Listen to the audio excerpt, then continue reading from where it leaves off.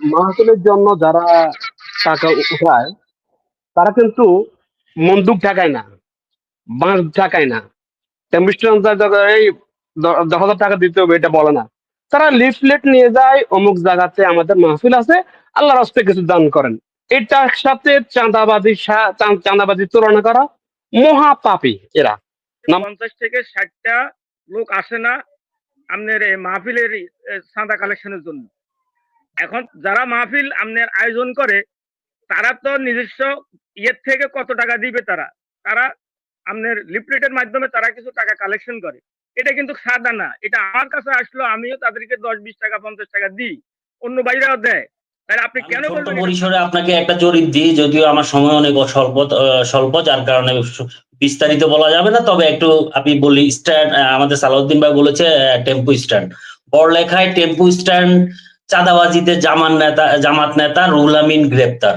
এটা হচ্ছে জামাতের। তারপরে হচ্ছে যে চট্টগ্রামে 15 লাখ টাকা চাঁদাবাজির টাকা লেনদেনের সময় জামাত নেতা, এই ভিডিওটা অনেক ভাইরাল হয়েছে।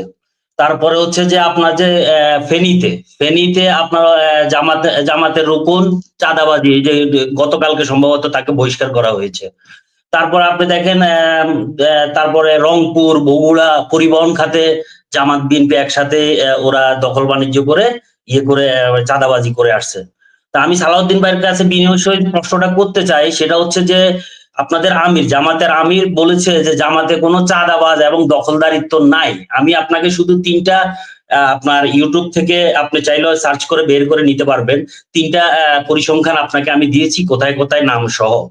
তো তাহলে এই যে আপনাদের জামাতের আমির বলেছে যে আমাদের জামাতে কোনো চাঁদাবাজি কিংবা দখলবাজি নাই, তাহলে আমি যে যে নামগুলো বলেছি, যে সত্যতা চ্যানেল 24 সহ বিভিন্ন রেফারেন্স দিয়ে আমি বলেছি, ওখানে যে উনি বক্তব্যটা দিচ্ছে এটা কি উনার বাস্তবতার সাথে যায়, নাকি এটা পলিটিক্যাল স্ট্যান্ডবাজি ছাড়া মানে স্ট্যান্ডবাজি বলে এই বক্তব্যটা উনি দিয়েছেন? এটা আপনার কাছে আমি জানতে চাই। সর্বোপরি আমি বলতে চাই, চাঁদাবাজ কোনো দলের হতে পারে না, চাঁদাবাজ কোনো দলের নয়, তারা বাংলাদেশের জন্য দুর্বৃত্ত। তাদেরকে শুধু বহিষ্কার আমরা দেখেছি। আমি বলবো না, এখন আমি একটু বলে যাই যে বিএনপি তো চাঁদাবাজ আছে। না, আমি শেষ করে দিই। আমি বিএনপি তো অনেক চাঁদাবাজ আছে, কিন্তু বিএনপি থেকে কখনো বলে নাই যে আমাদের দলে কোনো চাঁদাবাজ নাই, এই ধরনের কথা স্ট্যান্ডবাজি করে নাই। কিন্তু আমি সর্বোপরি বলি যে এই এই সরকার ওদেরকে আইনের আওতায় দেখেন, আপনার দলীয় যারা আছে তারা শুধু বহিষ্কার করে। আমরা তাদেরকে শুধু বহিষ্কার চাই না, তাদের গ্রেপ্তার করে আইনের আওতায় আনুক, এটা আমার সরকারের কাছে বিনীত দাবি। ধন্যবাদ। আসসালামু আলাইকুম। ধন্যবাদ। জাহাঙ্গীর সাহেব আনমিউট করেন, কোন প্রশ্ন থাকলে বলেন। জাহাঙ্গীর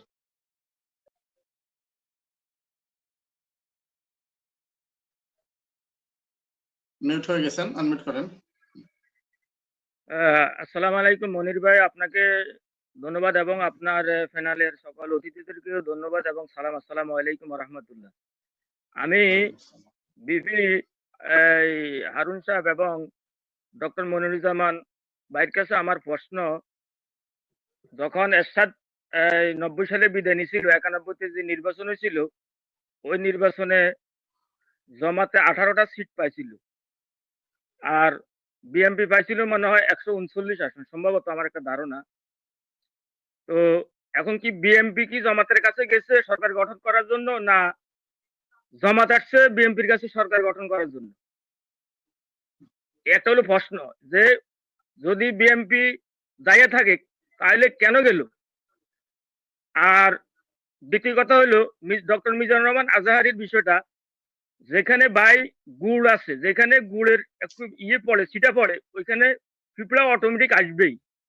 যারা মুসলিম, যাদের কাছে ইমান আকিদা আছে, তারা তো কোরআন হাদিসের কথা শুনতে যাবেই। তারা হয় বিএনপি, হয় জামাত, হয় অন্য দল। যাদের কাছে ইসলাম ন্যূনতম আছে, তারা কোরআন হাদিসকে মানি, তারা ওইখানে ওয়াজ শুনতে যায়। এখানে আসে চাঁদাবাজির কথা।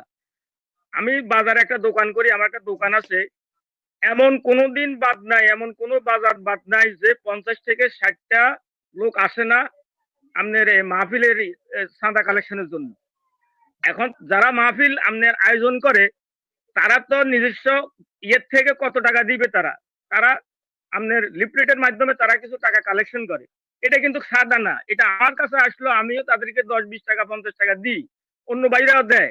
তাহলে আপনি কেন বলবেন এটা চাঁদা?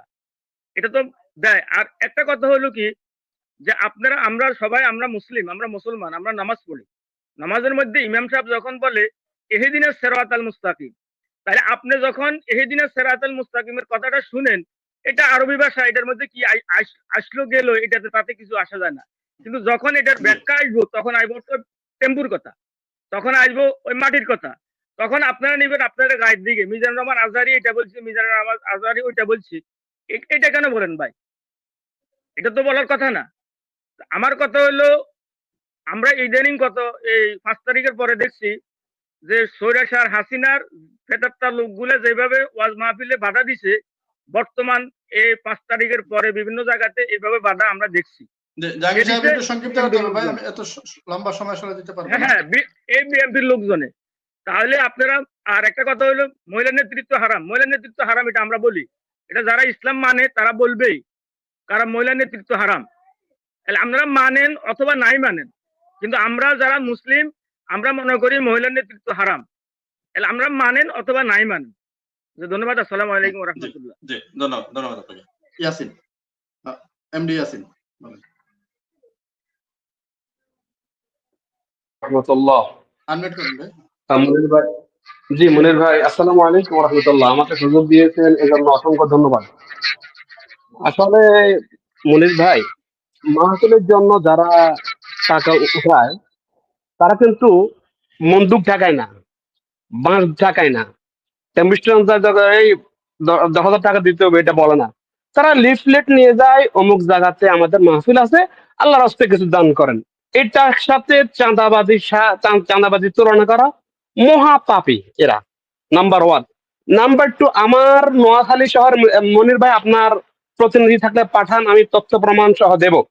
আমার নোয়াখালী শহরের আমার ভাই ইটালি থাকে, মামাতো ভাই, সে জমি কিনে ওখানে বাড়ি করতেছে। বর্তমানে বিএনপির লোক আওয়ামী লীগ লোক একসাথে আসি 10 লাখ টাকা দিতে হবে চাঁদা, প্রমাণ দেবো আমি। তো এরা কি করছে, আমার মামাতো ভাই, এরা সেনাবাহিনীকে জানাইছে, সেনাবাহিনী আসায় এরা বন্ধ রাখছে কাজ। সেনাবাহিনী যাওয়ার পর আয় বলতেছে 20 লাখ দিতে হবে। এবার প্রমাণ চান দেব। আমাদের নোয়াখালী পৌর বাজার বিএনপি পুরো এখন আওতায় চাঁদাবাজিটা, আসেন প্রমাণ দেব। আমাদের নোয়াখালী দপ্তরহাট সোনাপুর বাস স্ট্যান্ড, আসেন প্রমাণ দেব। কি বলেন জামাতের সাথে তুলনা? জামাতের 2 জন মন্ত্রী ছিল, অনুবেক্ষণ যন্ত্র দিয়ে বিভিন্ন বিরোধী মতাবলম্বীর লোকেরা চেষ্টা করতে বহু, 1 টাকা দুর্নীতি বাইর করতে পারেন নাই, আর ভবিষ্যতে পারবেন না। মন্ত্রীর কথা তো বললাম, এমপি ছিল 18 জন, তাদেরও পান নাই। অতএব অপপ্রচার ষড়যন্ত্র করে লাভ হবে না জামায়াতের বিরুদ্ধে। আলহামদুলিল্লাহ, ঠিক আছে, জামাত আল্লাহর উপর ভরসা করে জনগণকে সাথে নিয়ে চেষ্টা করবে। বাস সন্ত্রাস, জঙ্গিবাদী কায়দা, বন্দুক ঠাকানো এগুলো আমাদের কাজ না। জাযাকাল্লাহ খায়র। জি, ধন্যবাদ। সোহেল, মোহাম্মদ সোহেল। বিসমিল্লাহির রহমানির রহিম। আসসালামু আলাইকুম ওয়া রাহমাতুল্লাহ। সালাউদ্দিন, এমডি সালাউদ্দিন ভাইয়ের কাছে আমার একটা প্রশ্ন, ছোট্ট করে একটা মন্তব্য। প্রশ্নটা হচ্ছে, সবাই বলতেছে নারী নেতৃত্ব হারাম। পবিত্র কোরআন ও হাদিসের মাধ্যমে কোনো আজ পর্যন্ত কোনো দলিল দেখাতে পারছে কিনা, বা পবিত্র কোরআন হাদিসে কোন জায়গায় কোরআন হাদিসে লেখা আছে নারী নেতৃত্ব হারাম? গণতান্ত্রিক রাষ্ট্র আমার বাংলাদেশ, তাহলে এত বছর যাবৎ নারী নেতৃত্বে যে আলেমরা পিছনে বা সামনের কাতারে, পিছনের কাতারে, মধ্যখানে অবস্থান করেছে, তারাও কি হারামের পথে রোজগার করেছে কিনা, বা হারাম তাদের ভিতরে ঢুকছে কিনা, সেটা রিসার্চ করা প্রয়োজন। আর পবিত্র কোরআন ও হাদিসের মাধ্যমে কোথায় কোন জায়গায় নারী নেতৃত্ব হারাম আছে সেটা একটু প্রমাণ দিলে ভালো হবে। পাশাপাশি হচ্ছে দেখেন, এখানে বিষয়টা হচ্ছে ভিন্ন। মনির ভাই, আপনি যে বিষয়টা বলছেন, মানে নৌকার দ্বারা শীষ 2 সাপের 1 বিষ, কিন্তু প্রশ্নটা কিন্তু ব্যাখ্যাটা কিন্তু উল্টা দিকে পরিণতি হয়েছে বর্তমান প্রেক্ষাপটে। এই 2025 সালেতে প্রেক্ষাপটে ভিন্ন আকারের রূপ ধারণ করেছে। এখানে যদি বলি আমি, জামাত শিবির আর আওয়ামী লীগ মুদ্রার এপিটার ওই পিঠ। কেমন জরিপ করতে হবে যে খুনি হাসিনার পতন হওয়ার পরে আওয়ামী দূষকদেরকে বিপুল পরিমাণ জায়গা দিচ্ছে, বিপুল পরিমাণ কমিটিতে আনতেছে কারা? বিএনপি আনতেছে নাকি জামাত শিবিররাই জায়গা দিয়েছে? জরিপ করে দেখেন, 100% এর ভিতরে 60 এবং 70% আওয়ামী পন্থীদের লোক খুঁজে পাবেন যে বর্তমান জামাত শিবিরে। তাহলে আওয়ামী দূষরদেরকে কিন্তু জায়গা দিচ্ছে কারা? ভাই বিষয়টা আপনাদেরকে জরিপ করতে হবে। প্রত্যেকটা জেলাতে আওয়ামী দূষরদেরকে প্রত্যেকটা জামাত কমিটিতে, ছাত্র শিবির কমিটি এবং কি জামাতের কমিটিতে জায়গা করে দিচ্ছে এই বর্তমান জামাত শিবিররা। কিন্তু আপনি এটা জরিপ করে দেখেন, জরিপ করে দেখলে প্রমাণ হবে এখানে বিএনপির বিরুদ্ধে যে সমস্ত অপচারগুলো চালাচ্ছে বর্তমান জামাত শিবিরের কিছু ভাড়াটিয়া গুন্ডা সোশ্যাল মিডিয়ার মাধ্যমে প্রায় 2 লক্ষর অধিক বিভিন্ন সোশ্যাল মিডিয়াতে যে সমস্ত ফেক আইডি ইউজ করে বিএনপির বিরুদ্ধে অপচার চালাচ্ছে সেই সমস্ত তথ্যগুলো আমাদেরও আছে। কিন্তু বিষয়টা হচ্ছে বিএনপি যারা করে, বিএনপি যদি এই জামাত শিবিরের বিরুদ্ধে যদি অপচার চালাতে চায় তাহলে জামাত শিবিরের অস্তিত্ব কিন্তু খুবই ভয়াবহ আগামীতে পরিণতি হবে।